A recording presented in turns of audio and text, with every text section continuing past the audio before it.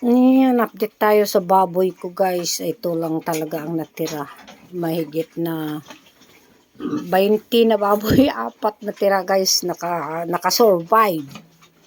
Ayan ang 4.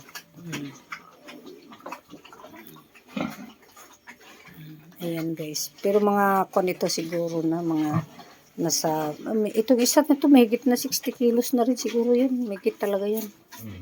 Ito mga 50 ito. Pero kon pa lang ito guys, 3 buwan pa lang ito kaya hindi pwede pang for sale. Ayan guys, to update na sa baboy ni tatay. May binigyan din siya ng 4 na piraso. Naman. Ubos yung baboy namin. Pero ganito talaga guys. Alam nyo na, ang baboy kasi dumarating bigla yung sakit kaya ayan. Meron itong isa maliit-liit, ayan. Pwedeng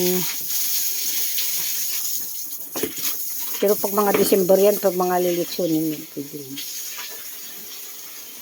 So ayan, dito na lang tayo guys, updating ng baboy ni tatay. Yan, medyo ngayon lang din ako nakapunta guys dahil nagkasakit na ako. Kaya umuwi ako sa bahay sa taas. Kaya ngayon ko lang ito ma-update sa inyo guys. Ayan, update ng baboy ni tatay.